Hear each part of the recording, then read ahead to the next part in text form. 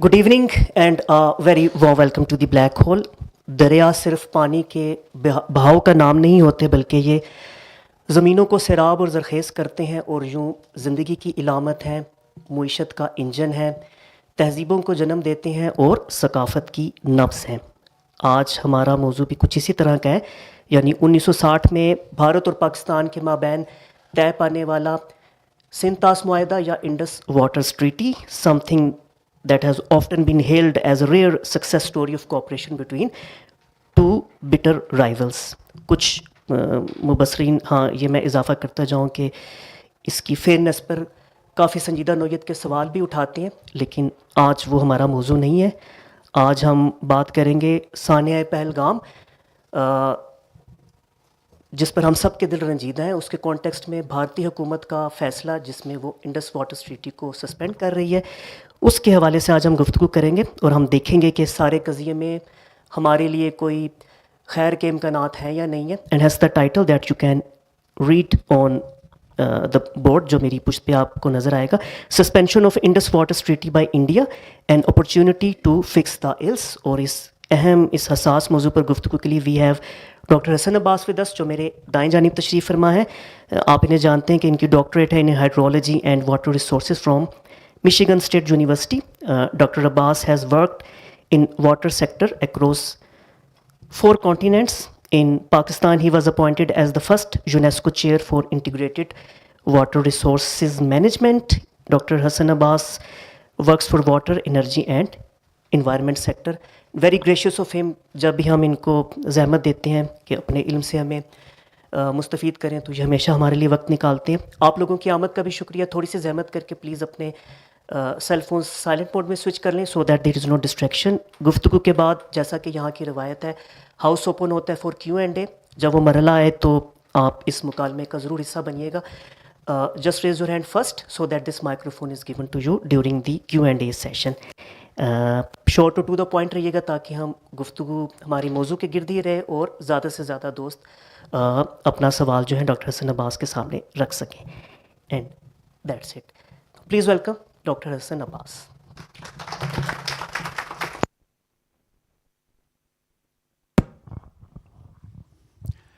Assalamu alaikum and welcome everyone, and once again thanks to the Black Hole for inviting me to discuss this very important topic, which is now from national to international importance. It is about the world peace. It might impact 1/4 of the world's population, because we are talking about Indus, and Indus originates from the Karakoram, Himalaya and Hindu Kush mountain ranges, and it serves a huge set of population on the planet. It serves the whole planet. It serves the planetary environmental system. It is the only river in the world which is significantly fed by glaciers, and it's one of the most amazing river systems in the world. But unfortunately, the development models which were applied to so-called take advantage of Indus in last almost 2 centuries are not compatible with the environmental requirements and the environmental services that Indus had been providing to the planet. I would always mention it, to the planet, not just the region, not just a country, not just a civilization, not just a province, but to the planet. Indus is a river system which is one of the most robust river systems in the world. It never runs dry. You might be listening to the news that Indus is running dry these days. There have been very graphic images of sand dunes in the riverbeds, especially downstream of Kotri. That is true, but it's not natural.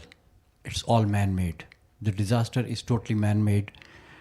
On the day, Dawn published a story with a very graphic image where the Indus is running like a very small nala in the center of the riverbed.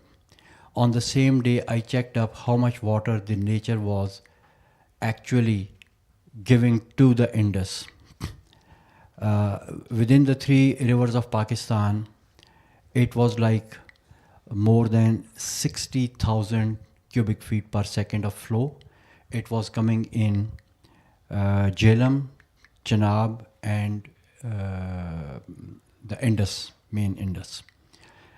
And an estimated, safe estimate, at least 20,000 cusics of flow was coming in Ravi, Byas, and Satluj, which are also the tributaries of Indus, which originate from the Indian side. So it was more than 80,000 cusics of water being sent by nature into the river system, and yet downstream of Kotri, it was hardly 1 or 2 cusics. So that's the kind of that's the state of affairs. Where did all the water disappear? From the rim stations down to Kotri, it is diverted. Even if you travel to Lahore on the motorway, you cross a couple of canals. Some of them are link canals, some of them are irrigation canals, and you would never see those canals running dry. Those are perennial canals. They will always running full to the brim. That's where the water is being diverted. Some of the water is held up in the dams, which have been built as a consequence of Indus Waters Treaty. The development models that we started since the times of the British Raj of diverting the water into the plains and using it for irrigation might have been an acceptable idea back then, like 1850s. But later on, after the independence, we did not try to improve upon the management or the system or the development models of the river system. We completely ignored environment, and even though some people say that when this Indus Water Treaty was being negotiated between 70 to 60 years ago, environment was not on the top of world agenda, and nobody talked about environment, nobody knew about the environment. But that's really not the case. The environment, even at that time, was very much in the agenda. The first lawsuit on environmental basis on the construction of a dam dates back to 1913. That was when some authorities in California, they proposed 2 dams, one in Hetch Valley and one in Yosemite Valley. And the environmentalists, they made huge hue and cry. They signed petitions and they went to the courts, although they lost. But that is on record in the world that was when the first environmental lawsuit was made. And the lawsuit was not all that unsuccessful.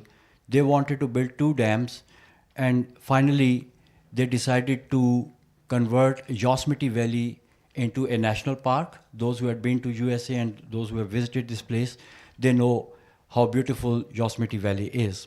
Equally beautiful was Hetch Valley, but as the negotiations went ahead, they built a dam in Hetch Valley and they spared Yosemite Valley. And then if you read, there's a very famous book, a classic on investigative journalism. The book is titled The Cadillac Desert, written by Mark Reisner. He writes about the stories of almost all large dams which were built in the USA from like 1900 onwards, and every dam created some kind of environmental issue, and there had been debates about environment on the construction of those dams. So it is not that at that time when we were negotiating Indus Water Treaty, nobody cared about environment, nobody knew about environment. Who was building all those dams for us? The Americans. They knew it too well. If we didn't, they did. And for them, it was actually rather easy to suggest any dam, and that would be built without any opposition from the environmentalists in this part of the world. We were ignorant and they took advantage of it. Coming down to the Indus Waters Treaty. One of the problems with the Indus Water Treaty is the people who talk about it, who are the custodians of it, those who actually wrote this treaty and signed this treaty, they are all dead by now. But those who are the custodians and who are responsible to actually follow the treaty or run the countries according to the treaty, they hardly know anything about this treaty. Because the treaty has several components. One is those 80 odd pages which contain the various articles and annexures of the treaty. That is one. And it is written in obviously some kind of legal language. It was drafted by, of course, experts in law, so they wrote it. The other people, set of people who know a bit about the treaty, and they are the environmentalists, those who talk about the environment, the ecosystem and stuff. Then there are people who are directly impacted by the treaty, negative or positive, they are impacted by the treaty. And these are the farmers, the communities who are getting or not getting the due share of their water, the people whose rights have been violated because of this treaty. Then there are people whose environmental setup has been severely disrupted, like people living close to the river, living off the wetlands, living off the Indus Delta, mangrove forests.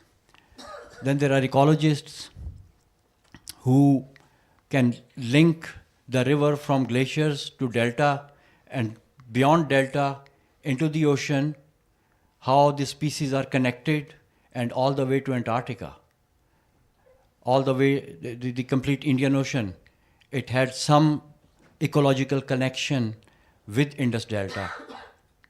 So the problem is when somebody talks about Indus Water Treaty and the person is a lawyer, he has not seen the impact of those clauses which are written in the treaty, how they translate on ground.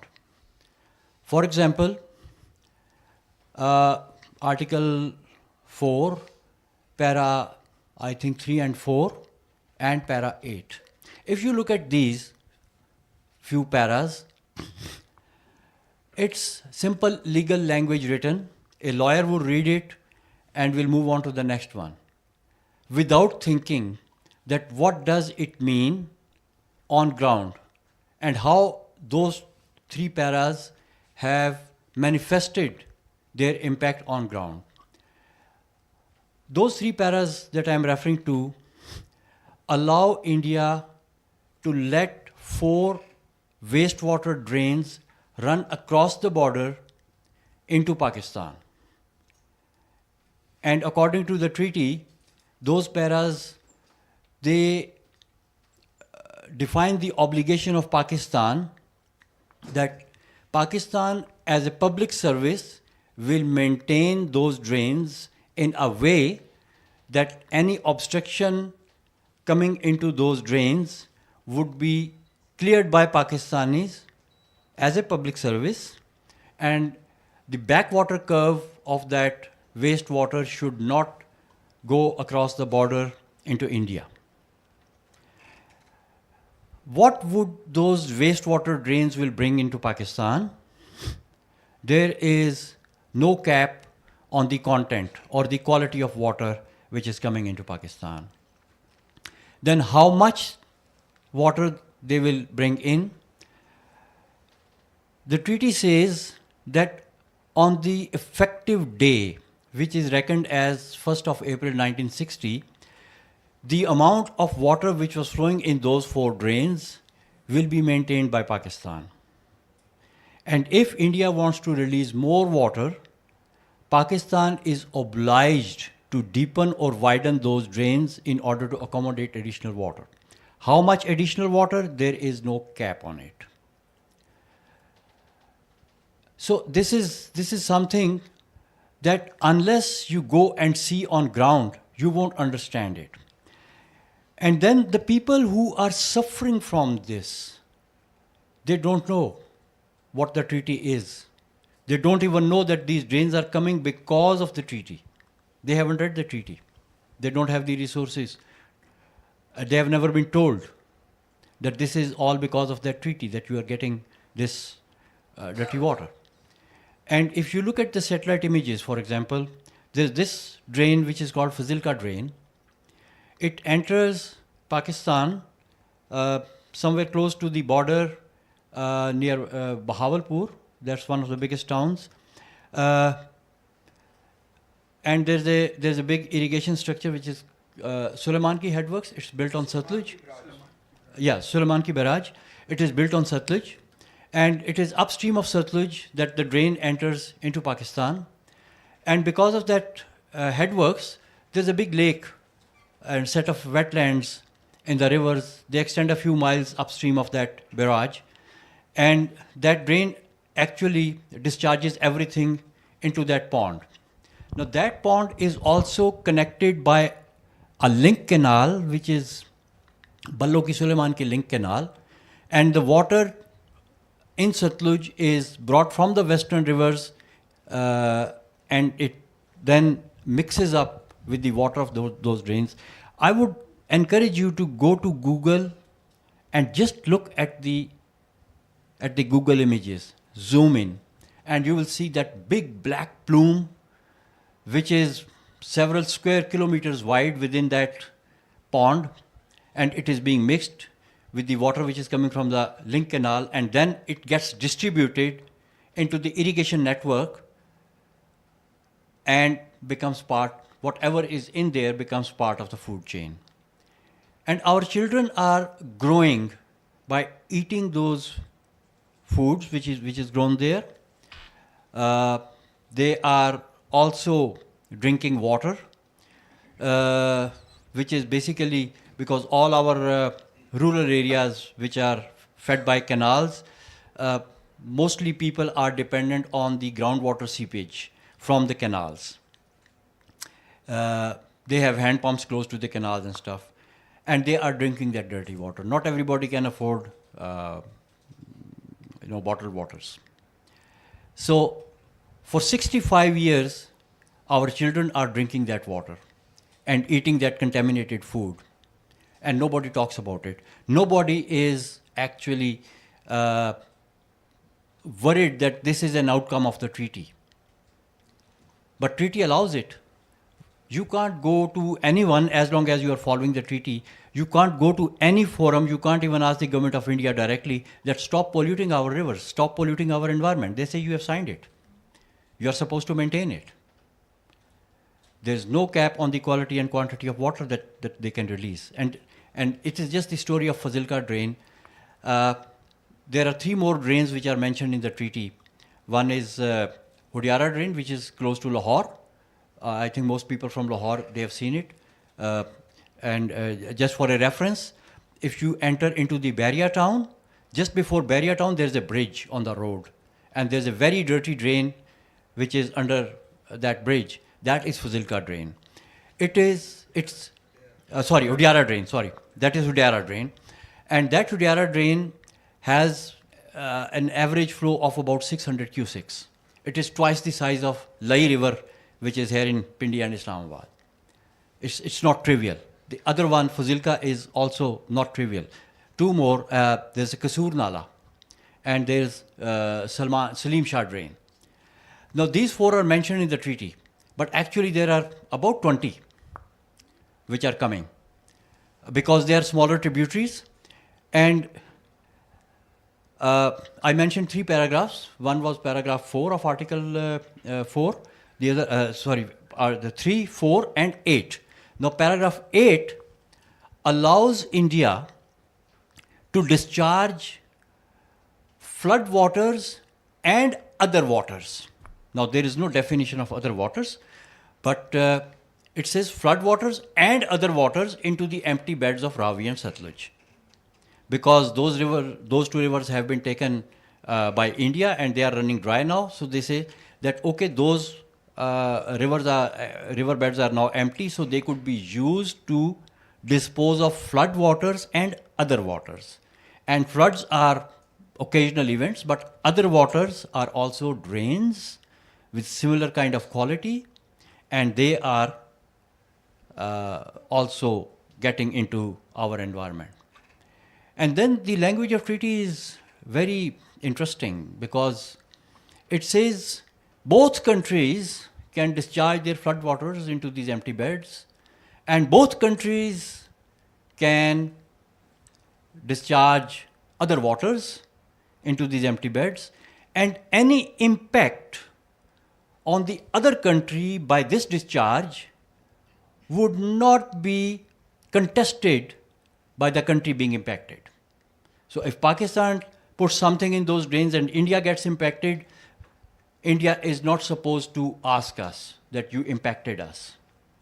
So if India does it, but the beauty is that those who have written the treaty, and if a lawyer is reading it, would see it a very fair clause for both countries.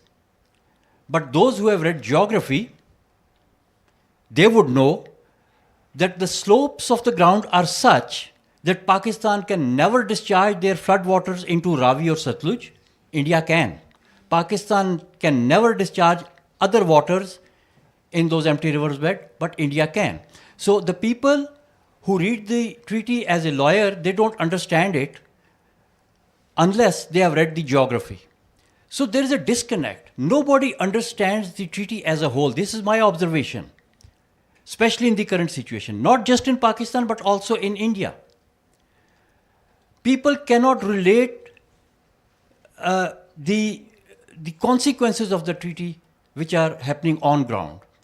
Our delta is eroding, and it is eroding at a very fast rate. The treaty this is one of the most unscientific treaty ever drafted on this scale for water resources. Most unscientific. Now, I've written about it a few years ago. I think the Dawn published an article by the name of Ignoring Science. And there we mentioned that the treaty has a couple of preambles on which everything is based. One of the preambles is that water flowing into the sea is wasted, and water flowing in the river is unused, so both countries should make best endeavors to let it not happen. Let there be no water flowing in the river, and let there be no water, so-called, being wasted into the sea. And for that, a new English word was invented, escapage. Escapage into the sea. Now this word doesn't exist in Oxford Dictionary. I don't know if it does exist, if it exists now, but back then, or at least a few years ago, it did not. So that word was invented. Like escapage kind of gives you a negative feeling that somebody who escaped, like a prisoner escaped or someone, you know. So one of the preambles was that water flowing to the sea is wastage. So this is highly unscientific. It is very simple to understand that if there is a system in which something is coming and the same thing is going out, like water is coming into a system and water is leaving the system. If it is in a long-term average not balanced, for example, in a long-term average, more water is coming to the system and less water is going out of the system, what the system will do? system will keep on filling with water. And if more water is going out and less is coming in, the system will keep on losing its water. Mass balance, simple. And if water is not allowed to leave, it will start accumulating in the system. You must have heard the term water logging, SCARP projects. We have spent billions. Why? Because water is not leaving the system. It is accumulating in the landscape. And water, when it moves into our system, it's not moving alone. It has dissolved content and it has suspended content. Where does this dissolved and suspended content come from? Mostly from the mountains. Now again, those who have not read that, those who deal with the treaty, they are mostly not aware of the geography and geology of the region. Your mountains, the highest mountains, the biggest mountains of the world, they are old seabeds. About 50 million years ago, they were formed as a consequence of continental collision. And those seabeds, they turned high up towards the sky, and those mountains, the layers of rocks which are forming those mountains are kind of marine origin. Marine origin means that they contain a lot of salts. And when the waters flow from those mountains, they bring with them all the dissolved salts. Moreover, glaciers is one of the biggest erosion force. The monsoon rains, they cause a lot of erosion, and a lot of sand and silt is part of the water which is flowing. So sand and silt plus dissolved salts, they move with this water. And in the natural state, Indus used to collect almost 50,000 or maybe 50 million tons of salts every year and would dispose it off into the sea. Now when the water is not going into the sea, about 50 million tons of salts are accumulating in your landscape. You must have heard the word salinity, destroying our lands. Also an outcome of the same unscientific reasoning for the treaty. And then the silt. In geological terms, if there is a landscape which is eroding, like our mountains, which are leaving all that silt, that is an erosional landscape. With every erosional landscape, there is a complementary depositional landscape. Again, mass balance. So, if mountains are still eroding, where that deposition is going? In the natural state, the ultimate depositional regime was your delta. And because of that deposition continuously being brought by the river, the delta was actually advancing into the sea until the 1830s and 50s. It was advancing into the sea. And now after you have blocked your rivers, you have also blocked the silt, which was life-giving to the delta. The mangroves forest and all the species which thrived in that ecosystem. It could not survive without silt. Now that silt is being trapped in the large dams, both in India and Pakistan. That silt is being deposited and in the upstream of the diversion barrages, and that silt is being diverted into the irrigation canals. And wherever that silt is going, it is creating problems. Sakhar barrage, if you have recently visited, several of its gates are clogged because of the deposition of silt upstream. The canals, they get silted up, and every year you have to do that so-called bhalsafai. And the dams, they are getting silted up. You raise the walls of Mangla because it got silted up, and it's being silting, it's still silting. Tarbela is more than 40% silted. And now they are building Dimar Basha. They say now Dimar Basha will stop the silt coming into Tarbela, but where it will go to settle? And Dimar Basha. So it is actually eating up the billions of dollars that you invested, and all because of one simple scientific mistake not to let the water go to the sea. You are losing your delta. Now, delta of a river system is considered a jewel box. Communities living elsewhere on the river deltas are some of the richest in the world. Rotterdam is probably the richest city in Europe. It's on the delta of Rhine River. Alexandria in Egypt, that's the delta of Nile, the richest city. Similarly, if you go to any other city which is close to river delta, from the US coast to other parts of the world, they are very rich cities. But if you go to Indus Delta, this is the poorest of the poorest places in Pakistan. Because the sea waves are coming in, the life-giving silt has been stopped, the mangrove forests are disappearing. And mangrove forests, when I talk about the global significance of this river system, mangrove forests are one of the most important carbon sinks in the world. And in the world today of climate change, we need more carbon sinks than ever before. This was the 5th largest mangrove forest in the world. It has reduced to only 8% of its original size. And the capacity of carbon sequestration of a mangrove forest is 7 times more than that of a rainforest per square or per unit area. So it is such an important system that has been destroyed. Then the species that thrive in the deltaic environment, in the roots of the mangroves, the deep sea species, they come and spawn in the mangroves.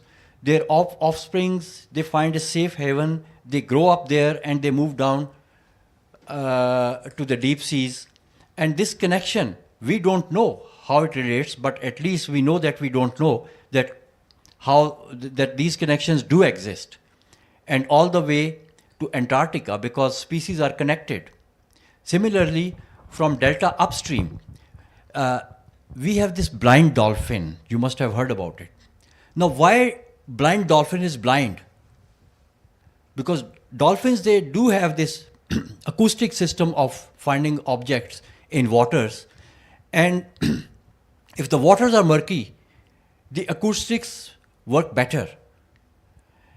And if a species which lost its eyes and developed more of its that acoustic sensory system, sonar system. Now, how did it evolve? Because these waters were always murky, and it had a competitive advantage on the other species, that when those species cannot see with their eyes, this can actually move around with sonar. So the very existence of blind dolphin is a testimony to the fact that Indus is bringing a lot of silt for millions of years, because the species, they don't evolve in a couple of thousand years or even in millennia. It takes millions of years for species to evolve. So this is the kind of beautiful river system that, without fully understanding its nature and its significance, we destroyed it. The second thing about Indus Water Treaty, which I call is highly unscientific, is the idea of greening the deserts. When this water war between India and Pakistan started in 1948, and in 1951 the World Bank jumped in, and in 1953, for the first time, Pakistan and India tabled their positions in front of the World Bank, that what exactly India wanted and what did Pakistan want. So Indian position was that they wanted all the waters from Ravi, Satluj and Beas, which are called eastern rivers in the treaty, And they also wanted 7% waters from the western rivers, which was Chenab, Jhelum, and the Indus. So that was the initial position of India. Pakistan's initial position was that they wanted all the water of the western rivers, which is Indus, Jhelum, and Chenab, and they could give up to 30% waters to India from the eastern rivers, which were Beas, Ravi, and Satluj. So those were the initial positions. Now, one of the questions was asked from the Indians, why you want so much water? You don't need that much water. You already are not running short of water. Why you want so much water? And they came up with an idea that we don't want these waters for now, we want it for future.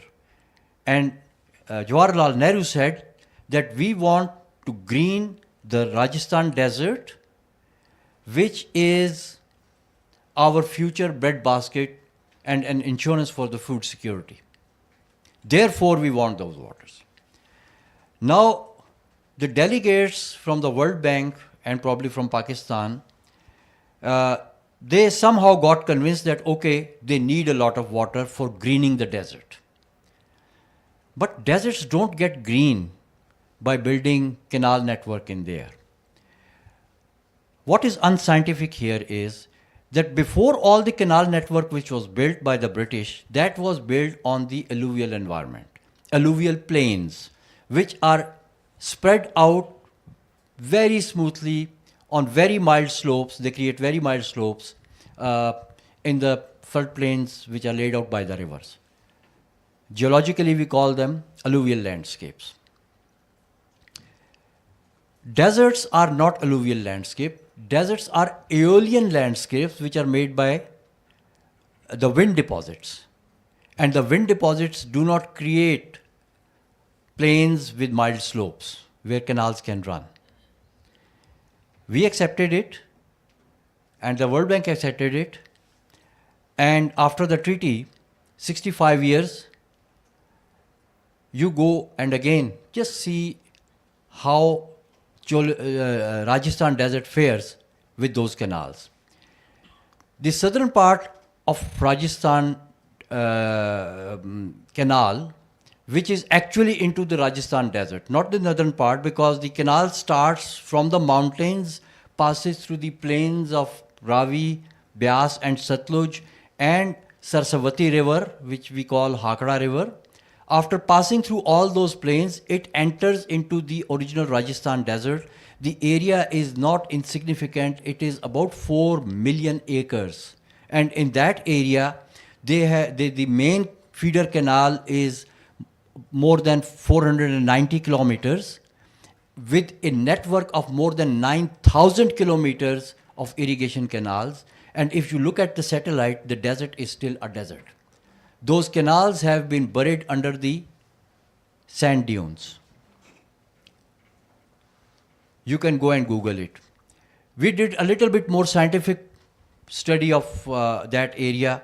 There's something called normalized moisture index. We studied that. The values are, for those who are interested, the value of the moisture index are +1 to -1. Any value above 0.4 means that there is sufficient moisture in the vegetation. Between 0.2 and 0.4, the vegetation is under stress. Between 0 and 0.2, it is highly stressed, and below 0 negative values, that means there is no moisture. 99% of the desert is without moisture. Less than 1% is above 0.4. So, again, you took 3 rivers away from their natural courses. I won't say from us, because I hate saying us and them. You took 3 rivers away from their natural courses, took it to a landscape where the rivers did not belong. You destroyed the rivers and you did not get anything. So that was the second most unscientific part, which was accepted by all the so-called negotiating teams of the treaty. It was never contested, as far as I have read the history, it was never contested by anyone that these two are unscientific things. One unscientific thing came from, as far as I know, from Mr. Nehru, who was obviously not a hydrologist, he was not a water expert, he was not an environmentalist, he was just a statesman. The other unscientific thing came letting the river not flow into the sea. It came from a lawyer. His name was Lilienthal, David E. Lilienthal. So David E. Lilienthal was an interesting character. He was sent to Pakistan by, as far as the cover story goes, or the story goes, he was sent to Pakistan and India in 1951 by Collier magazine. This sponsored his trip. And he came, met with the prime ministers of the two countries, visited these places, and wrote 2 articles in Collier magazine. Now, Collier magazine is, interestingly, a lifestyle magazine, like you see this Vanity Fair or Cosmopolitan, or that was the kind of magazine in which he wrote 2 articles to inform American people what was going on between India and Pakistan. The first essay was titled, "Are We Losing India?" That was published in June of 1951. In that article, he argues that Kashmir is a gateway for Soviet Russia, Red Tibet, and Red China to enter into the fertile resources of India and Pakistan and all the way to Arabian Sea. So the dispute on Kashmir, the idea of plebiscite was not to be implemented. The dispute, in other words, should remain there. He ridiculed the idea of plebiscite by calling it counting noses in Kashmir.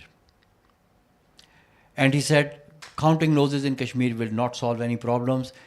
The problem between the two countries is of water, which is again neither a political problem nor a religious problem. It is a financial problem and an engineering problem. So everybody gets aside and let the financial managers and engineers decide what to do.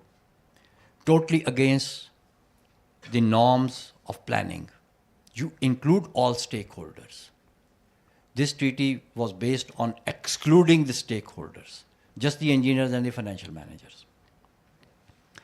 Then another interesting thing he writes in that essay is that since China has already drifted into the communist bloc after independence, let India not do the same. And if India also drifts into the communist bloc, then we are going to lose Asia because we have already lost China. So let India not drift into the communist bloc. And he writes about Nehru, mentions one of the meetings with him, and he says, Nehru told me that a politician who is honest like Gandhi, or a prophet for that matter, would always talk about truth and stand for the truth. But I am neither Gandhi nor a prophet. I am a statesman and I have to make decisions on day-to-day basis. He further says that Nehru is a wonderful guy and he will win the 1953 upcoming elections, nevertheless. And as long as he's in power, we should work with him and set the trajectory for US-India relations, which will go a very long way. He met Liaquat Ali Khan and he writes about Liaquat Ali Khan that he is a mild-mannered and soft-spoken person, but his words are very firm. And he says that Liaquat Ali told me that Kashmir could be a luxury for India, but necessity for Pakistan. So this was 1951, June. Remember this date. In the August of 1951, he writes another essay titled Another Korea. And this time he argues that if Pakistan takes her case to the international courts, where India was threatening to stop the waters from flowing into Pakistan, and Pakistan invokes her rights of lower riparian Pakistan has a very strong case to support herself and Pakistan will win. And he advises that this should not happen because if Pakistan wins the case, now remember he's a lawyer, okay? He says that if Pakistan wins the case, the war will break out. And if war breaks out, because Pakistan is a Muslim country, more Muslim countries will jump in and Russia will also jump in and America will be forced to jump in and a situation like Korea would develop again and let it not happen. We should prevent Pakistan from going to seek justice at the international level. And then in the same month, August of 1951, late August, he writes a letter to the then president of the International Bank of Reconstruction and Development, which is now called the World Bank. The president was Eugene Black. So he writes a letter to Eugene Black that there are opportunities, now mark these words, that there are business opportunities for the bank in the water dispute between India and Pakistan, and you must write to their prime ministers to talk to you. And then in the September of 1951, Eugene Black writes exact same letter to both the prime ministers and offers them his offices to come and discuss this water dispute between the two countries. No formula was given, no condition was presented, it's just that he offers that come and discuss it here. Liaquat Ali accepted it first and few days later Nehru also accepted it. That was September of 1951. In the October of 1951, Liaquat Ali was assassinated and in the first week of November of 1951, a letter from World Bank comes to the two countries in which the rules of engagement are written. There are a few points in those rules, but I'll talk about a couple of important ones. It said that you are allowed to participate in the discussion that will continue from now onward only if you forego your rights as a lower riparian that Pakistan had. You will not go to seek international justice, and only then you are allowed to participate in these discussions. Now, in other words, Pakistan had this condition that if they forego their rights as a lower riparian, only then they will be allowed to come and discuss it. And if they agree not to seek justice at the international level, they will be allowed to discuss it. So you had to, like, those were your strongest points. So you had to actually surrender your most important weapon before you enter into the negotiations. And then they said that you will not talk about past because past invokes the rights of the lower riparian. So you are told not to talk about the past, that we are already using this water and we have plenty of evidence that we are using it, and our dependence is on the eastern rivers that India wants to take. So you had to forego that one as well, and you will only talk about future. So this is how we entered into those negotiations in the offices of World Bank. And now, as I mentioned earlier, in 1953, for the first time, the two countries, they stated their positions. After that, there were few rounds of discussions in Washington, Karachi, New Delhi. I think there were 3 rounds of discussions, and no country moved an inch from their initial position. And then came General Wheeler. He worked for World Bank, a former Corps of Engineers officer from American Army. He came in and he said that these two countries will never agree to anything sensible or whatever. And he said, here's the international border.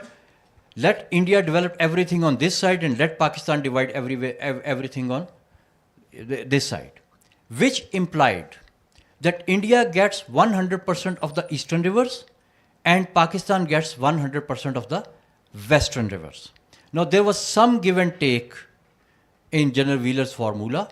India was foregoing their share that they wanted from the western rivers, and Pakistan was foregoing the 70% that they demanded from the eastern rivers. Now, it is now very interesting to note that this happened in 1954, and India readily accepted this formula. And they said, okay, we accept, we forego our demand on the western rivers. If we get all the eastern rivers, we are good to go. Pakistan objected. Pakistan said, no, we cannot give you all the three rivers. No one shuts down a river completely.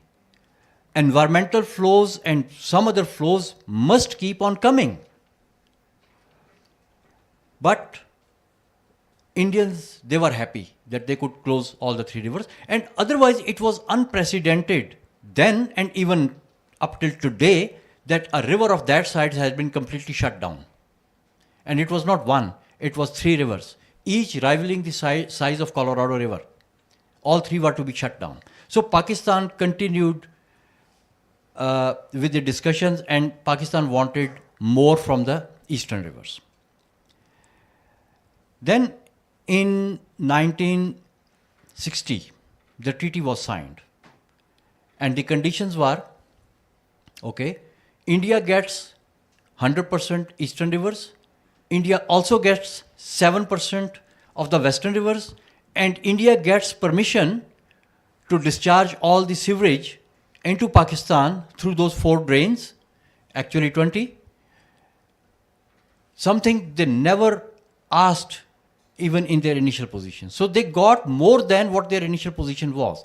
So I don't even call it a treaty, because treaty means that the two parties, they have initial positions and they meet somewhere in between.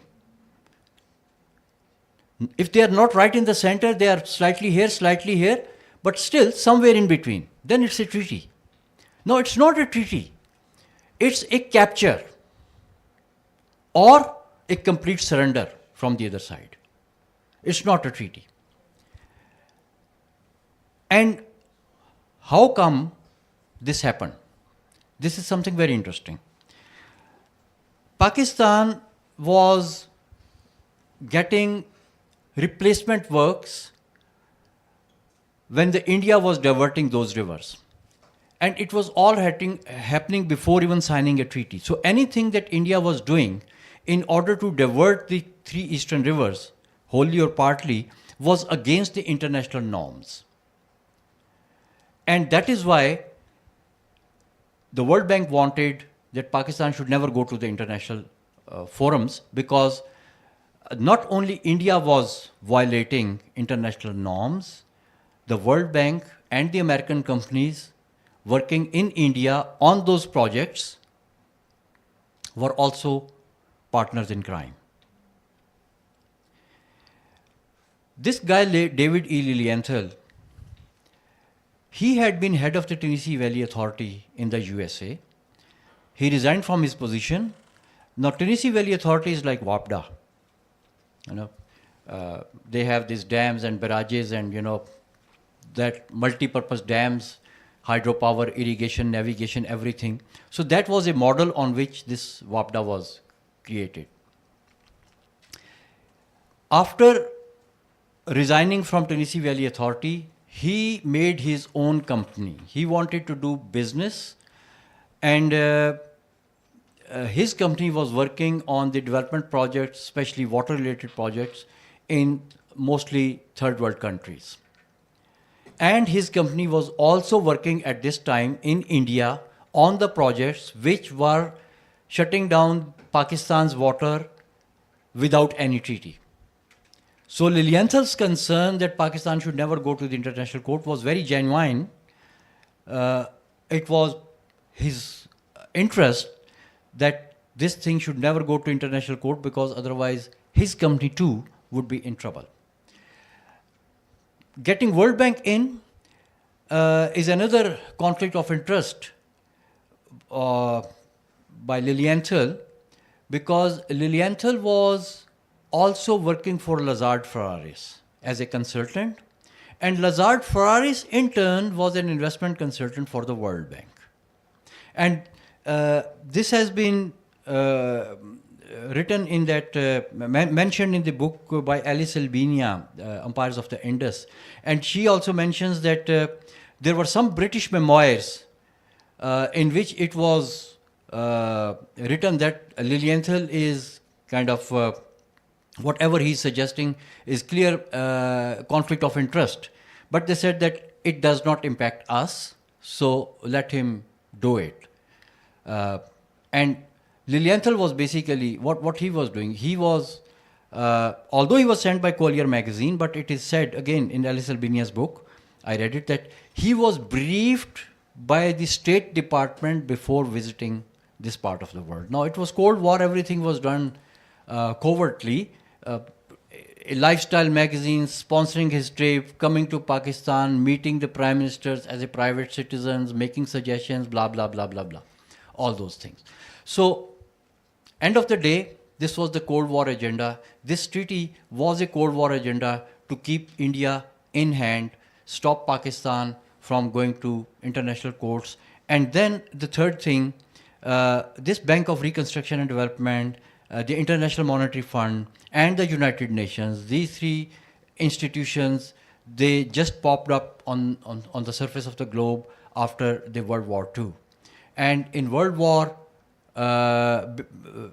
towards the end of the World War II, I think it was 14th of August 1941, when Atlantic Charter was signed.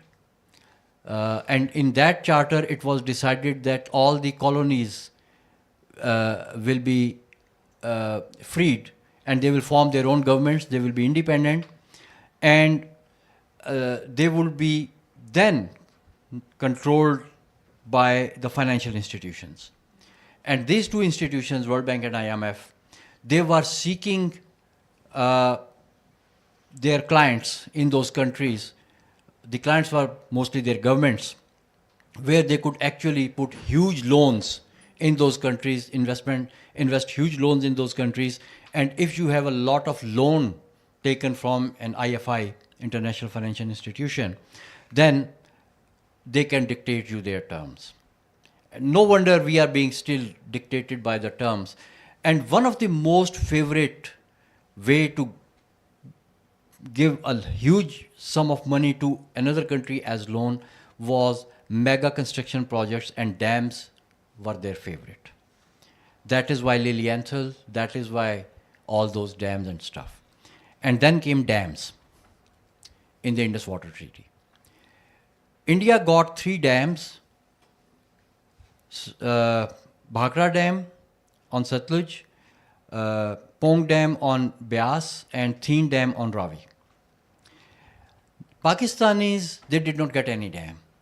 And the World Bank engineers, they assessed that the irrigation system of Pakistan is a run-of-the-river system, and you really don't need large reservoirs to run this system.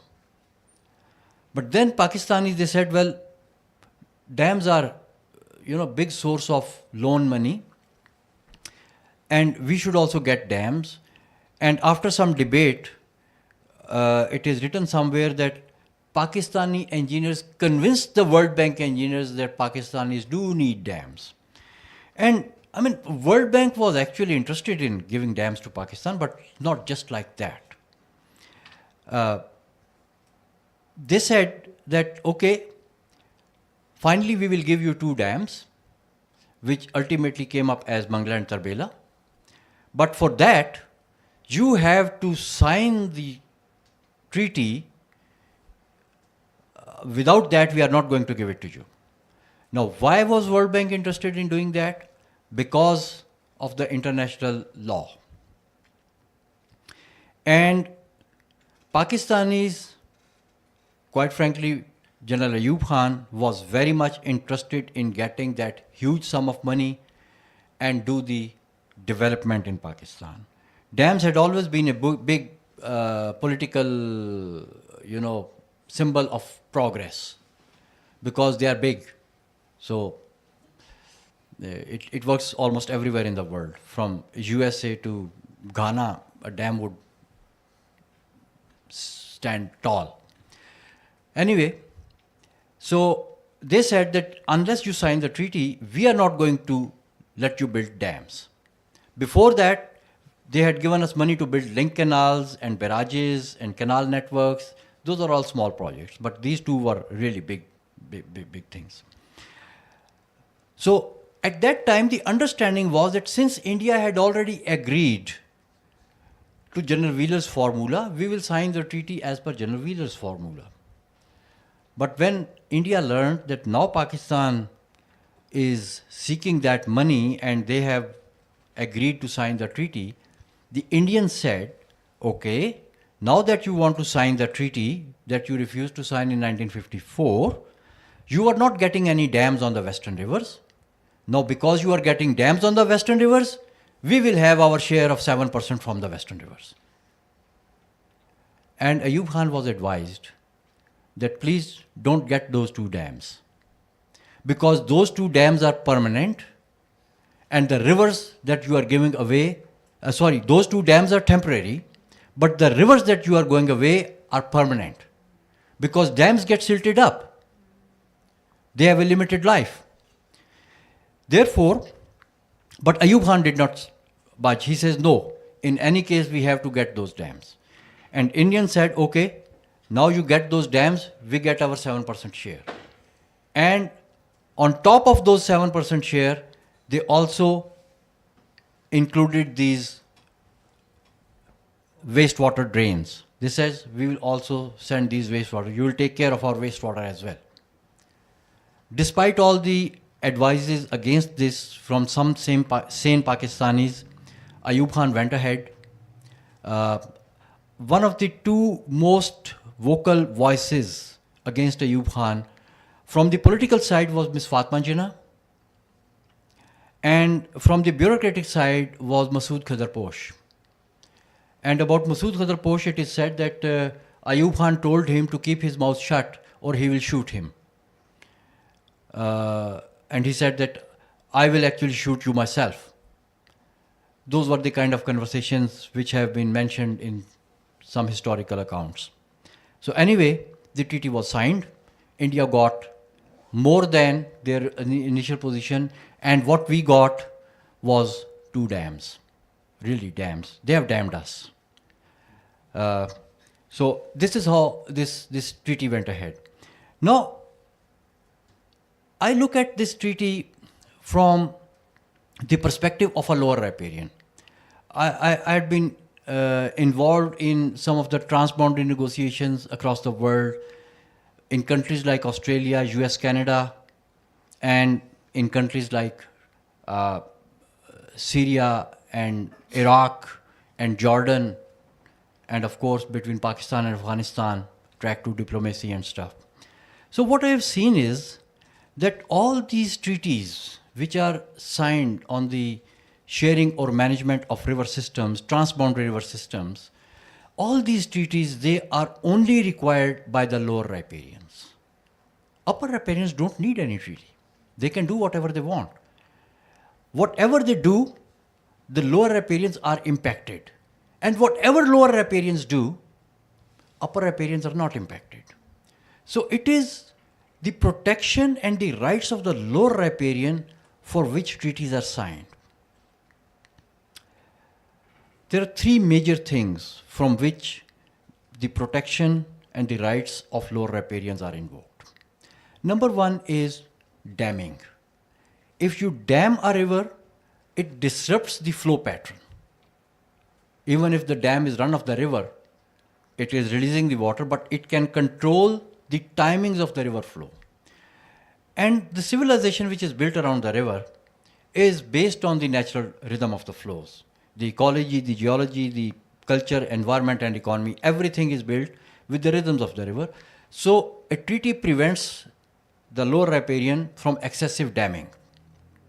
Second, the treaty prevents you from diversions. That somebody should not take your water away. The third, the city prevents a lower riparian from pollution. What did Indus Water Treaty do? It allowed India to build indefinite number of dams on eastern and western rivers. There is no cap on the number of dams. Of course, there are annexures in the city which put some clauses that, okay, you will not do this much of storage or that much of storage. But if you build small storage which conforms to the provisions of the treaty, but you built 20 of them, instead of building one, you build 20 of them, then the impact is added up and maybe more than one large dam. So, unlimited number of dams allowed. Diversions. India could only practically do diversion of the eastern rivers, not the western rivers, because eastern rivers run through the plains before they enter into Pakistan, and it is very easy to divert a river in plains. But if there's a mountain range and here is the border, you can't simply dam it here and take it here because there are all mountains. And those who have not seen those mountains, by the way, those who are unaware of geology and geography of the region, for them it is very easy to believe when somebody runs a slide and says, hey, this river is coming here and we will cut it here and bring it here. And then, you see, we will divert all the water from Indus into India. You must have read that, must have come across that. So it is easy to do it on a PowerPoint. But on ground, if you go to Indus, the parts where it is in the Indian controlled territory, the temperature is so low for 6 to 7 months of the year that the diesel would freeze in the engines of your machines. You can't even work there. The environment is so harsh and tough. So, people who do not understand geology and geography and those who have not traveled to those parts of the world, they cannot even imagine how difficult it is. So divergence from the western rivers, because of the sheer size of those mountains and the cost it involves and the kind of engineering it requires, even if all those things are made possible, the cost is so much that you would rather prefer to go to moon rather than divert a few odd acre feet of water into your country. So it is financially and engineering, and engineering point of view, it's an impossible job. So whatever they could divert was allowed to them. They said 7% divergence from the western rivers. They, in 65 years, they have not been able to divert 7%. And this is what Modi was saying a few years ago, that Pakistan is taking our share of water. And we will make sure that Pakistan is not able to get even a drop from our share. We are giving water to Pakistan, which is our share. He's mentioning to those leftover billion cubic meters of water, that is their share and they cannot divert it. So if they hold the treaty in abeyance, don't expect that next morning they will do it, because they have not been able to divert even a few percent of that water in 65 years. In other words, whatever diversion the upper riparian could do, more than that was allowed in the treaty. So the treaty did not save the lower riparian from divergence. It did not save us from damming. It did not save us from divergence. And the third thing is pollution. The upper riparian was allowed to put anything and everything in as much quantity as possible into our rivers, into our environment, into the river system as possible. So the treaty did not save the lower riparian from anything. And the treaty did not move an inch towards us. Actually, it moved further into the position of the upper riparian. And the third and the most important, interesting thing, that why I don't consider it a treaty, is that this treaty was not initially on the 19th of December 1960, it was not signed as an international treaty. It was a condition which was to be met by Pakistan in order to get the funding from the World Bank. And it was signed, a document was signed where Pakistan agrees that everything, every violation of international law that has happened in India is with the permission of Pakistan in order to cover that legal part, and it had to go as an annexure in the funding agreement. So this so-called treaty was an annexure to a funding agreement between the World Bank and Pakistan, and it had nothing to do with India. It was just a funding agreement, part of a funding agreement. And India was not part of that funding agreement. So this is how this so-called treaty came into being. And because it was signed by the heads of states, in 1962, India took this part to United Nations Register of International Treaties and requested that it should be made part of an international treaty for future. Pakistan did not object, and in 1962, this annexure of the funding agreement became part of the UN Register of International Treaties. And now, when they say we are holding it in abeyance, oh wow, what an opportunity for us. What an opportunity for us to invoke our rights as lower riparians at the international forum, in the International Court of Justice, a right that we've had to forego in order to be part of this treaty. We have a golden opportunity to reclaim our rights. We have a golden opportunity to stop our neighbor from polluting our environment, to stop our rivers from being polluted, and to let the rivers flow back into our country. We have a right, we have an opportunity to now go in an international court and make a case that India took these 3 rivers in order to make Rajasthan green, which they have completely failed to do so. And if they have failed, for the reason they took the 3 rivers, they should return it back to us with damages. That is the kind of very strong case that we can actually make. And I think the legal position and the legal instruments that Pakistan can now invoke after this treaty goes in abeyance, and not by us, by them.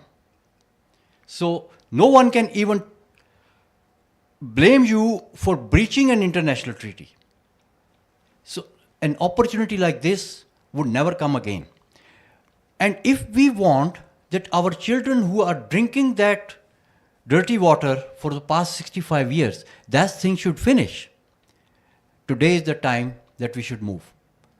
Else, our next 3 generations will also grow drinking that water with, turned limbs, abnormal growth, liver and kidney diseases, eyesight diseases, you name it. That's happening there for the last 65 years. We don't want it to continue. This is the opportunity. Our legal position is stronger than what we had in 1948. We should move.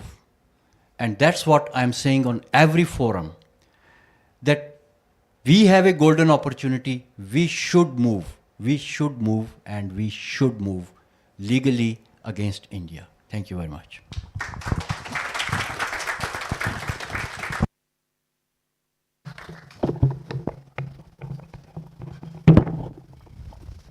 Thank you, sir, for such an insightful talk. On the face of it, it seems to me that a very unfair treaty has been made. In your opinion, what could be done at that time that Pakistan could do, considering all the circumstances that you have mentioned, World Bank, capital issue, or financial issues? So what could be done best at that time to avoid these catastrophic issues? Thank you. Character is the first line of defense. If your leadership does not have the character, nothing would work. And the money, the military, or anything else comes later. We could have done much better. We could have simply walked to international court. There was a case of international crime that was committed when they shut down your canals in 1948. According to Geneva Convention, it was a war crime, because Geneva Convention says that under no political or wartime conditions you can disrupt the drinking water supplies of the civilian population, their agriculture infrastructure, and their food production systems. You can't do that. And these canals were shut on the orders of the then East Punjab Chief Minister Gopal or something, and it was reinforced by Nehru. We could have simply taken these two guys in ICC, that they have committed a war crime. And even today, if any responsible person from India makes a statement that we won't let a single drop of water flow into Pakistan, they are showing a clear intention of committing a war crime. Anyone who makes such a statement, we should go and register a case against that person, that this person is showing the intentions of committing a war crime which must be prevented. We are very, very safe in doing this. But again, if you see today, we have options, but probably we are still lacking character.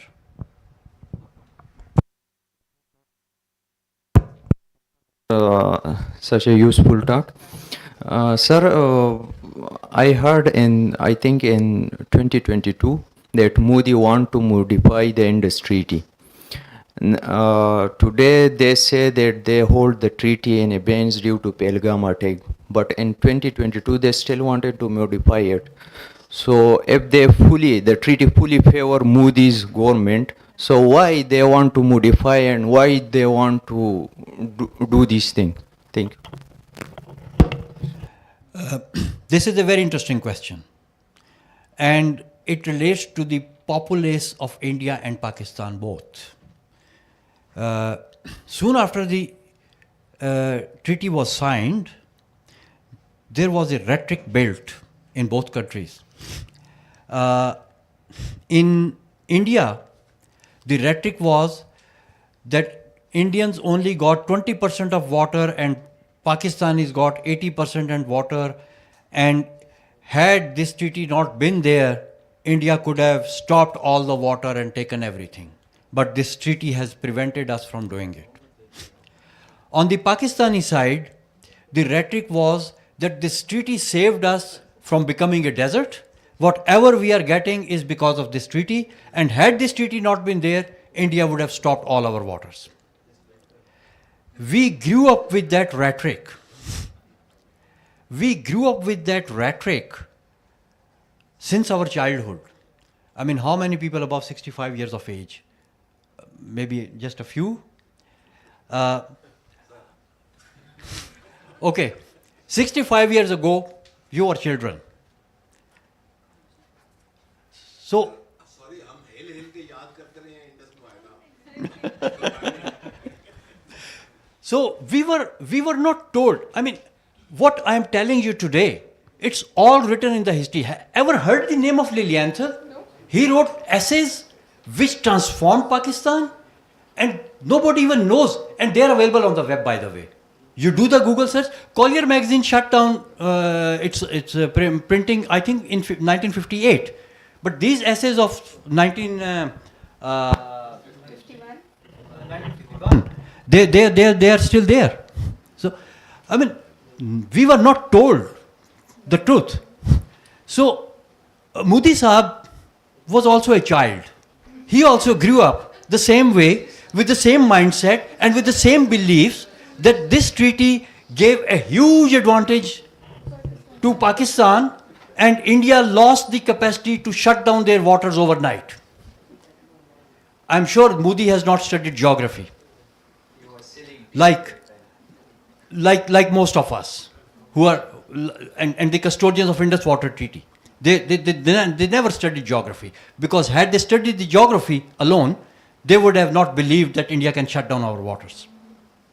So Moody thought that the moment I will say that I am holding this treaty in abeyance, the Indian engineers will come and shut down the waters of Pakistan, and Pakistan will go in trouble. And we thought the same. You know? Thank you, Dr. Hassan. It's always a pleasure talking, listening to you. Well, I got the impression so far. I got the impression that the dams, which have been made, they do not carry that much weightage. Whatever the people think that way. Bhashan, Dyamir, and the Kalabag Dam was also not made, and now the canals are creating a lot of problem as far as the Sindh is concerned. So I like to divert your little intentions towards Pakistan's problem, that what to do next as far as your water resources are concerned, and how to move around as far as the electricity. Our poor people are paying a lot of money as far as the bills are concerned. That is a serious problem. So what to do next? What do you suggest that way? Thank you.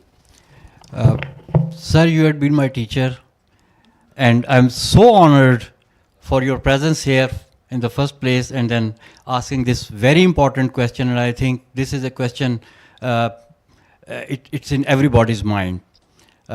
We have the opportunities, sir, a lot of opportunities. We just need to invoke the models of river water economy that are suited to the hydrology of the Indus Basin. Unfortunately, from the times of British, we applied the model of Mesopotamia. That was a 10,000 years old model, slightly modified by pharaohs 6,000 years ago, and then slightly modified by British by creating some concrete structures, basically not concrete. 200 years ago, it was brick masonry structures inside the river beds, and that was again about 200 years ago. So we have developed our river system on the models which are not suitable for Indus. Indus is a very superior river compared to all these other rivers. I have persons sitting here with me who have worked in maybe 14, 15 river basins of the world. And when we compare Indus, Indus is a very superior river system. So we have to apply not the Colorado River models that came after Indus Water Treaty, or the previous models of pharaohs and Egyptians and Mesopotamians. We have to invoke the models which are suitable for the Indus. Now, what those models are? Number one, our prime economic engine running on Indus should be navigation, because Indus River connects Arabian Sea with the largest landlocked region in the world, which is Central Asian states. Some of them are rich states. And in between, there is Afghanistan. Now, river as an instrument of peace is through the navigation, because everyone connected on that navigational corridor is your friend and would live in peace. There are historical examples of this one. They built this Erie Canal in USA, connecting New York through a canal to Lake Erie, and then all the way through the Great Lakes to the Midwest. Before, this trade was being done through the port of New Orleans, down south. But when they built this canal, the maritime route cut short by about, I think, 3,000 kilometers. And New York became a preferred port of call, and the ships coming to New York and then through Erie Canal all the way to Midwest would do better than the ships going to port of New Orleans and through Mississippi River to Midwest. Now, this slight advantage not just made New York the capital of the new world, but in a few years' time, it became the financial capital of the world. And it still enjoys that status. So Erie Canal made Big Apple, which is the name they use for New York. And then in the War of War of Independence in 1860s, all the states which were connected by Erie Canal network, they were on one side. And it is written by some historians that it is Erie Canal which kept the Union intact. That is the power of navigation. That's a recent example. Another thing, China is an old civilization, and all the parts of old civilizations on the planet are now divided in smaller countries. Look at Rome and Europe, so many different countries. Look at Middle East, so many different countries. Look at Central America, so many different countries. But China is still one country. Why? It is the Grand Canal of China which is responsible for this.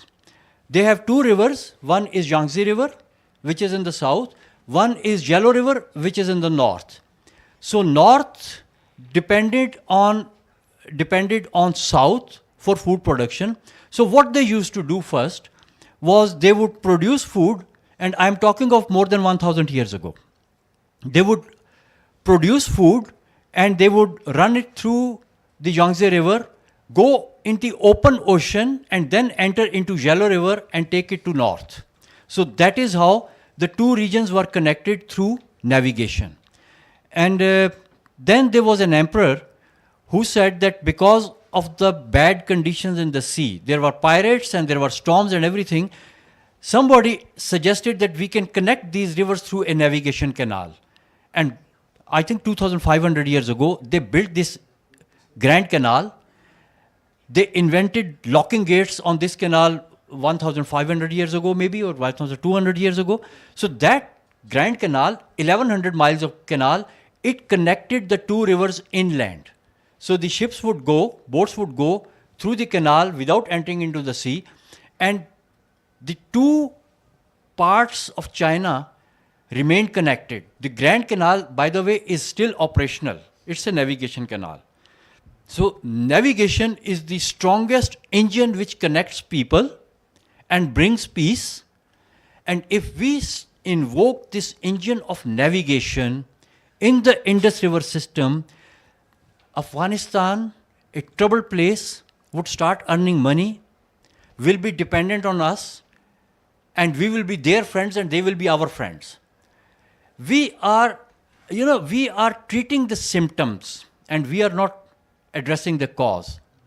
The cause of all that conflict and terrorism and cross-border and Western blah, blah, blah, blah is because people are poor. They don't have secure means of earning money. There is no such thing as racism or religion or sects or anything, nothing like that. People don't care about it when they are in good business. So let people do business.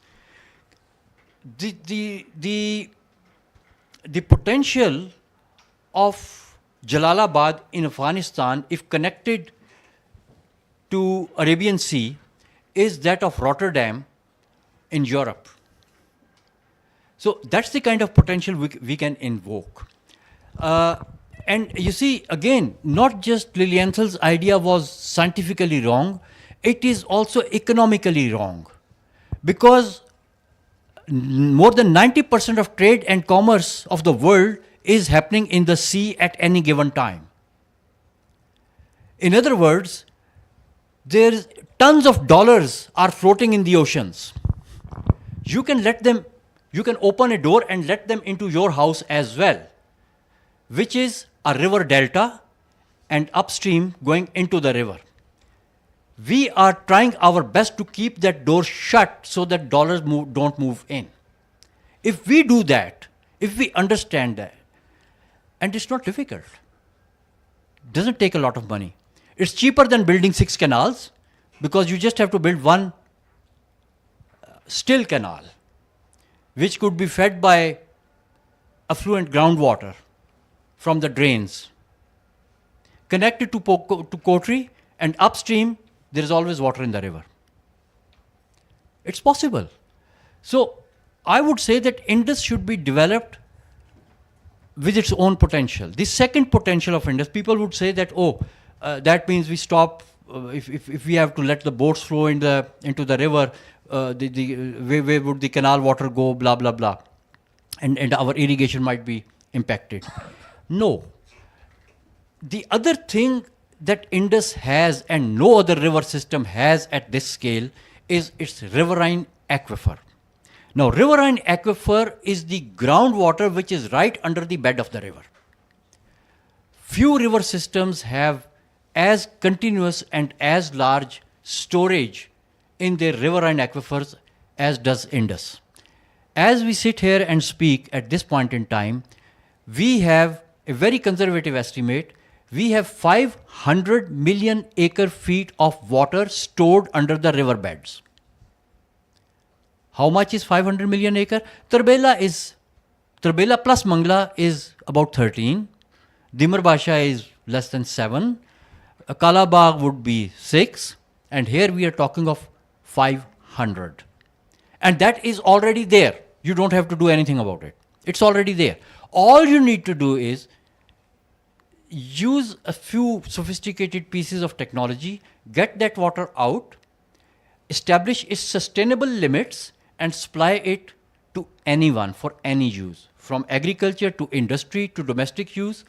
And the quality of that water, we did a recent experiment. We found that the quality of that water is better than these bottled waters. And you can actually do everything with this quality of water.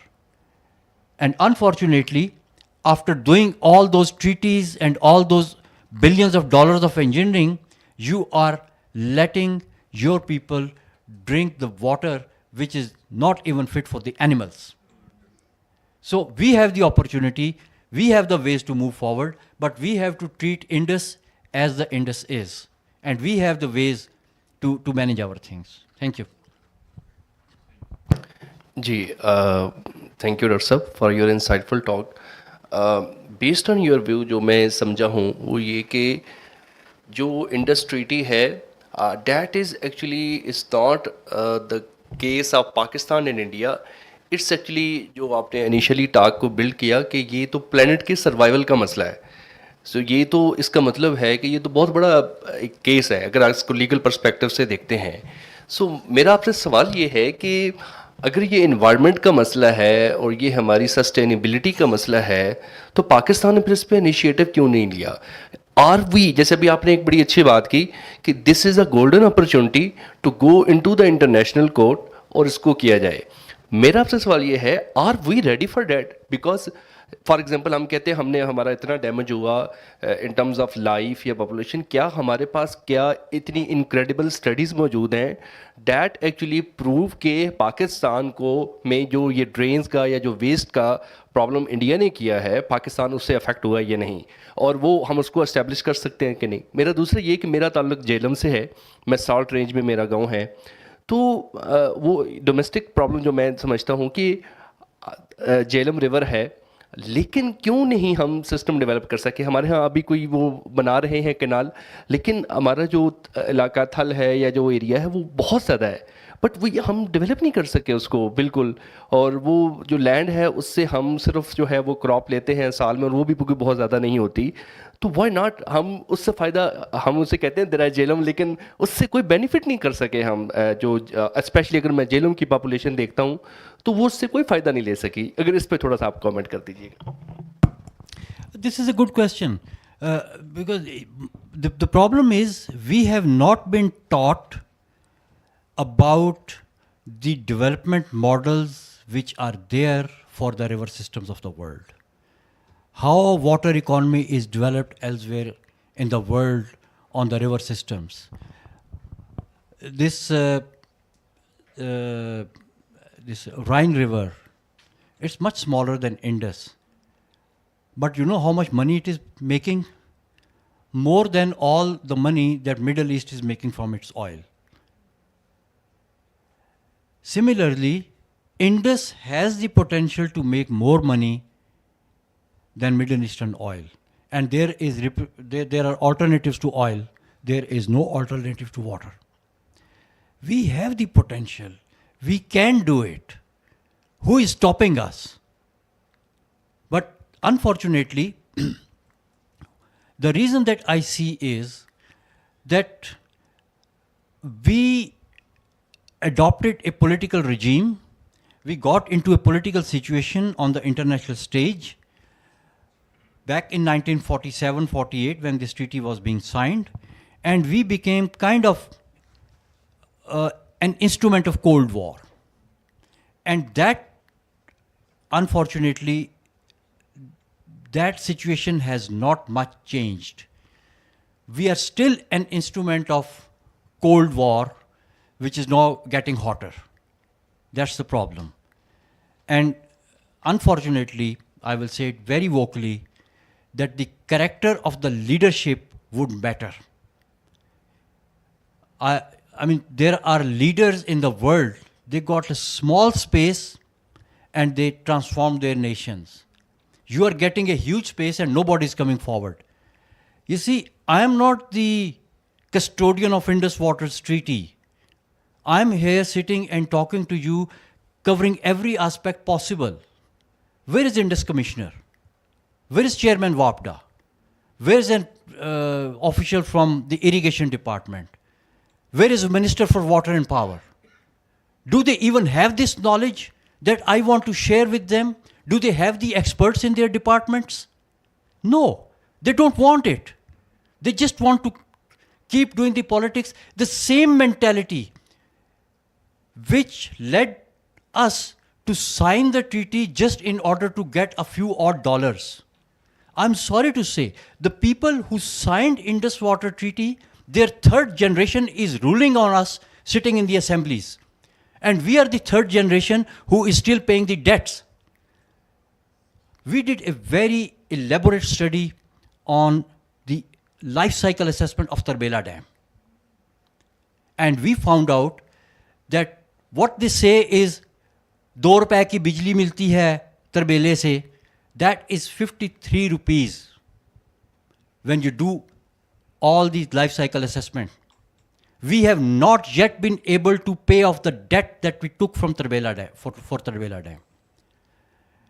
This Neelam Jhelum project and other boondoggle, we did a study on this one too. And actually, there's more to that study. Back in 2019, sir, if I'm not wrong, it was 2019 that we did a program on Neelam Jhelum. That was the time it was being projected in the media that, hey, we built another hydropower dam, now this thing will happen, that thing will happen. Prime ministers and WAPDA chairman and everyone was going there and, cutting those ribbons and everything. We visited the place. We ran a program on Radio News Network. It's still available on the web. And after seeing the facility with my own eyes, we predicted that this facility is not going to live its life, which at that time was estimated as 45 years. And much before even we were surprised, it did not even run for 2 years. Its tail tunnel collapsed, then its main tunnel collapsed. The facility is just sitting there. About $6 billion of direct loss, and you and me had been paying for it since 2003. WAPDA ke bill mein, Neelam Jhelum surcharge. And you will still be paying it. Every time there's a tax, the investors will get their money back because they have sovereign warranties from the government. So it is not that we cannot do it. We can do it, but the problem is not with any other thing, but with our character. That's the reason. Thanks for this eye-opening discussion. I want to ask what happened to the bureaucrat who was against General Ayub? I don't know what happened to him, but His name was Masood Khadr Posh. I think he's been mentioned in some books like Shahabnama and stuff. They have mentioned about it. I could not trace his end, but I think he retired, and I don't know. I really don't know. And then ultimately expired. Nothing happened to him as far as the youth fund is concerned. Yeah. Dr. Saab, while I agree with a lot of what you say, and obviously I've heard you say all of this before in your office last year when we were there, when you brought up a group of Polish professors who were investigating the China-Pakistan economic corridor and its environmental impact. But my problem is that you say, and I say that this as somebody with a degree in international economic law, you say that we can move the International Court of Justice. The problem with that is going to that forum, the first thing that forum will ask is that you have given up your right to move that forum. Now, anything you do regarding these three rivers has to be done through the mechanism provided in this treaty. So you are now, it would be a very difficult task to go anywhere else, to any other forum. Any other forum would ask you, the first thing they would ask you is that there is a mechanism within this treaty and you have to use that. You are now bound to use whatever mechanism is available in this, and there are two mechanisms, I believe. One is the court of arbitration, and then there is an appointment of an expert. And so without doing that, first of all, I don't think you can move any other forum. It would be very difficult to convince that forum to take it up.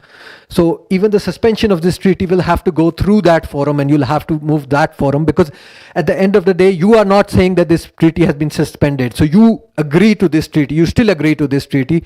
So when you are agreeing to this treaty, you will have to go through the mechanism provided within this treaty. And secondly, international law is not as easy to implement as you say it is. We've already seen the case of Palestine. We've already seen the case of Palestine and how difficult it has been to stop the genocide through international court despite their judgment. So I don't know if we can do this as what you suggest. For me, it seems very difficult to move any other forum while this treaty is still in place and we accept it. All things difficult start with a first step. Going to the moon was very difficult. But those who wanted to go there, they reached there.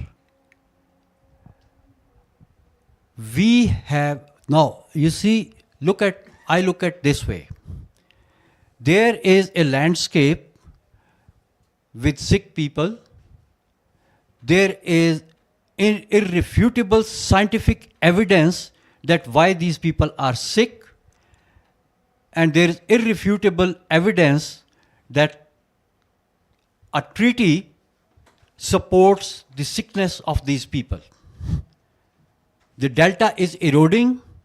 It is eroding because no silt is going there, not enough water is going there.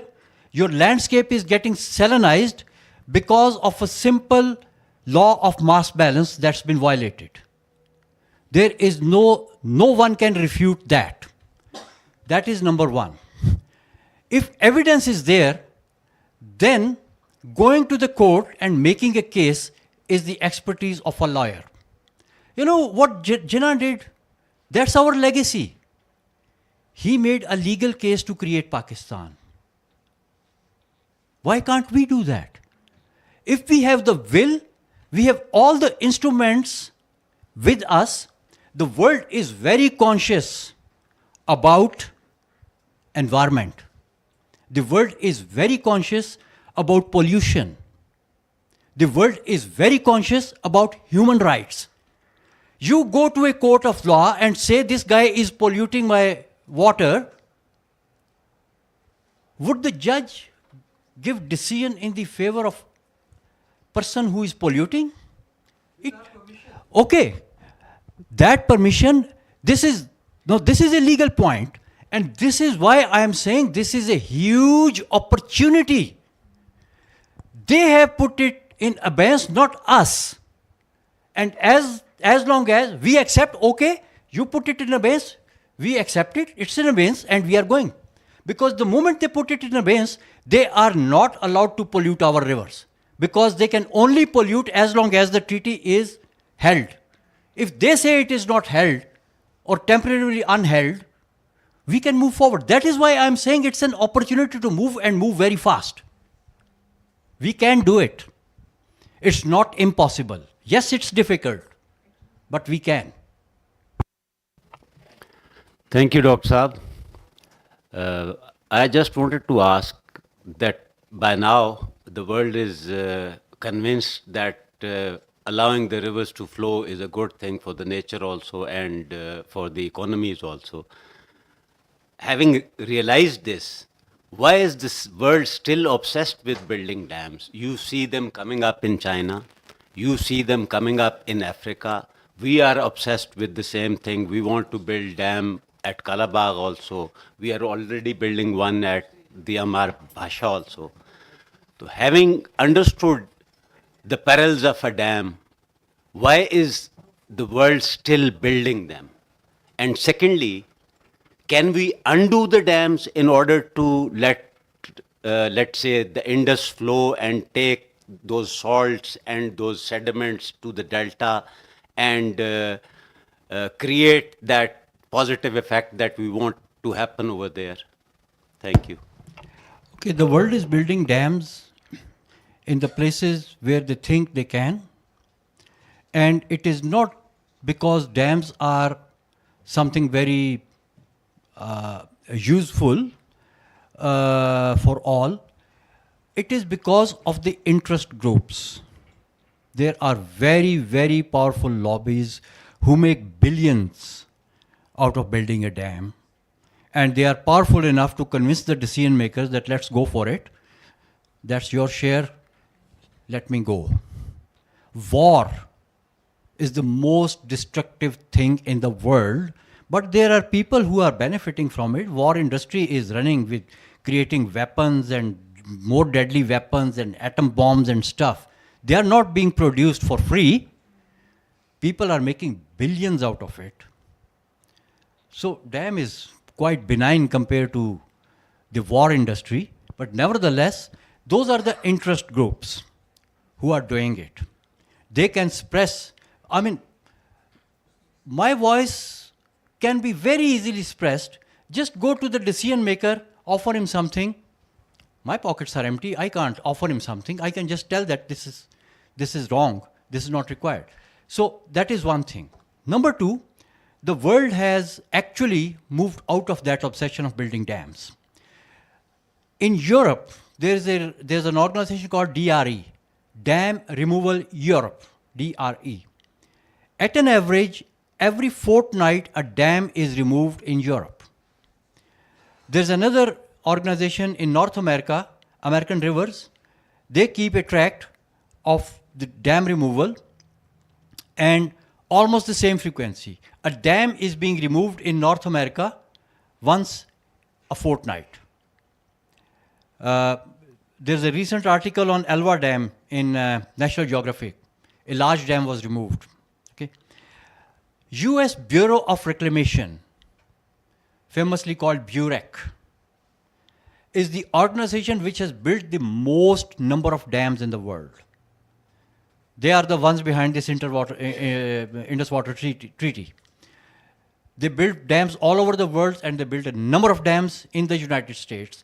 I think they were formed in 1903 or something, around that time. Don't quote this year, but around that time they were built with an aim. Their mission was to find places where they can dam the rivers and use it for irrigation and hydropower. In 1996, I think, or 1993, one of these years, their mission was changed. And it was to restore the environmental health of every river system. And a toolkit was developed in order to do that. And dam removal was part of the toolkit. This is how the global mind, science, and engineering is changing. And I always say that those who are building dams like India and China, those are the two countries that always come up, that India and China are building them, why not we? Why not we? Because when we can lead the leaders, why follow the followers?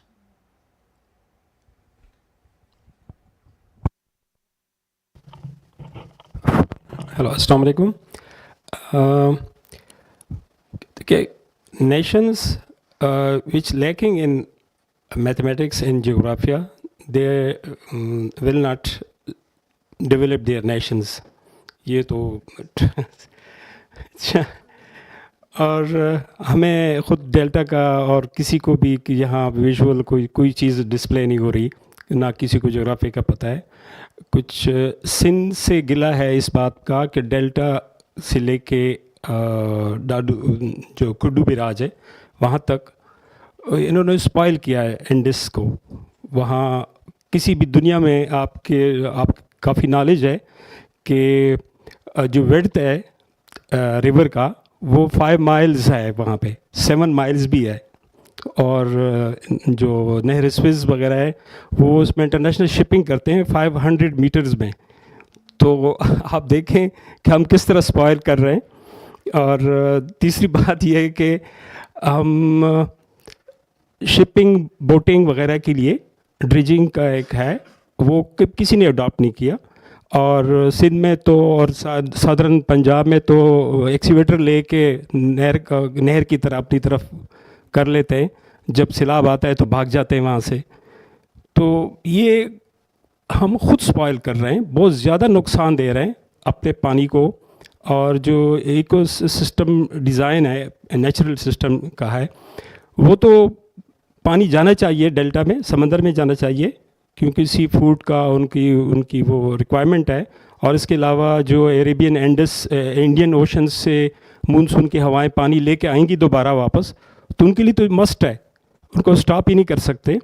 اور تیسرا کیرتر کی پہاڑیاں سے لے کے کوئی سلمان کی سلیٹنگ بہت زیادہ ہے جو ہمارے کے پی کے یا اس سے پنجاب سے آ رہی ہے، اس کو تو سٹاپ کرتے ہیں. ایون خوشاب کے ایریے سے بھی بہت زیادہ ریگستان میں یہ مطلب ہے کہ فزیبلٹی میں نے ہر چیز سے چاہیے. 150 فیٹ ہائٹ ہے آپ کی سی لیول کی، یہ پنجاب کی ڈی جی خان تک، اس سے اوپر 500 فیٹ تک ہے.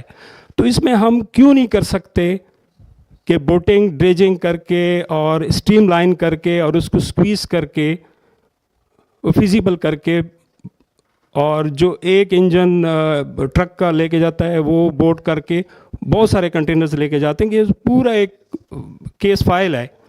تھینک یو، اگر اس کو ایلیبریٹ کریں. Sir, thank you very much for this very interesting account. This Indus navigation it is possible. First thing, it is possible, and it has a history. You know, when is Alexander, so-called the Great, I always say so-called the Great, was beaten by people of Gujarat and Sialkot, he could not run back further west to the areas which he had conquered and established his governors. He was not allowed to move back.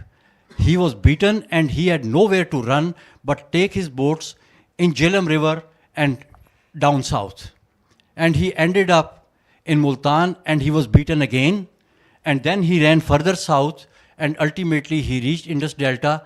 Part of his troops, they took boats and through the Gulf, they reached Iraq, and he traveled from the coast of Makran to back to Iraq. He was injured, and by the time he reached there, soon he died. So this navigation kind of saved him, if not for good, but for a few days, for escaping. Yeah. So this navigation. Then there was this guy, Henry Barnford. He took a flat-bottom boat, I think the year was 1630 something. He took a flat-bottom boat from Ravi to Thatta. He travelled and he declared this reach of the river as navigable. About 100 years later, I think 1727, it was Alexander Hamilton. He travelled a few times between north reaches and south reaches, and he says that these rivers are navigable from Kashmir to Karachi. 1830s, this guy, Alexander Burns, he came down from Britain to actually make a very detailed survey of Indus for its feasibility for navigation. And he wrote very positive reports. And that was the time Talpurs were ruling Sindh. And Talpurs were very skeptical of British people. They would not allow them to travel north. The Portuguese, Italians, and these people, they were allowed to travel north, but not the British. And this British guy, he came with a cunning plan.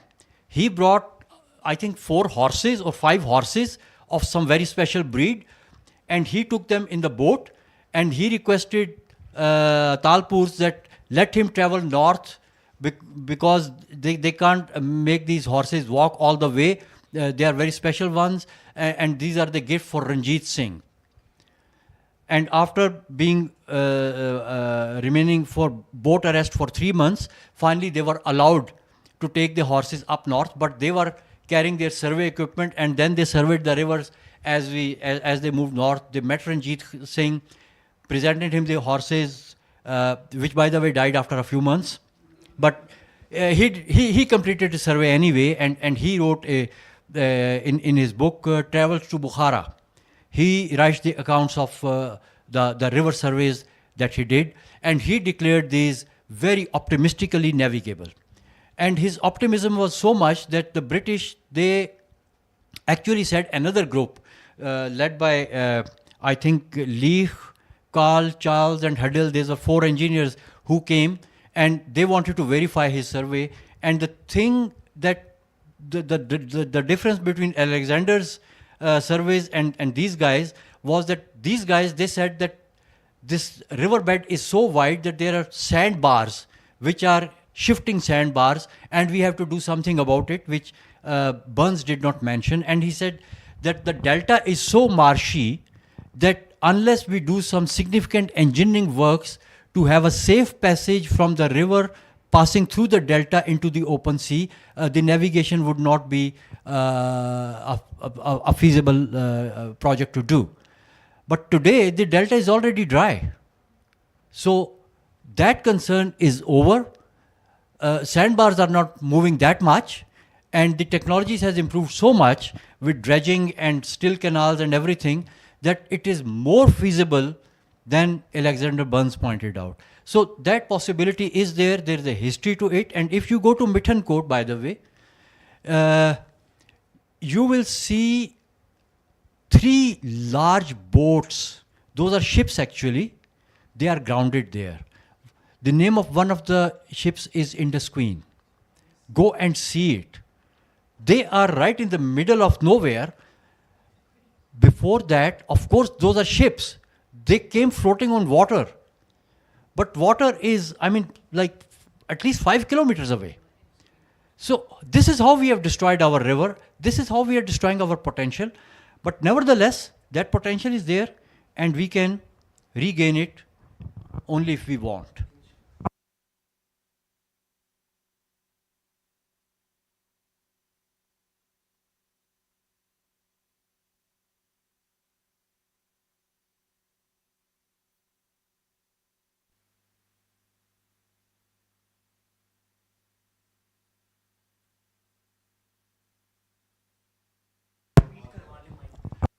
Sir, please repeat the question on mic so that it comes on record. If I want to go to the International Court of Justice to lodge my complaint against Pakistan and India, who are the signatory of this kind of treaty, which is violating my rights, will you be giving me your support, academic knowledge base to fight there? Sure.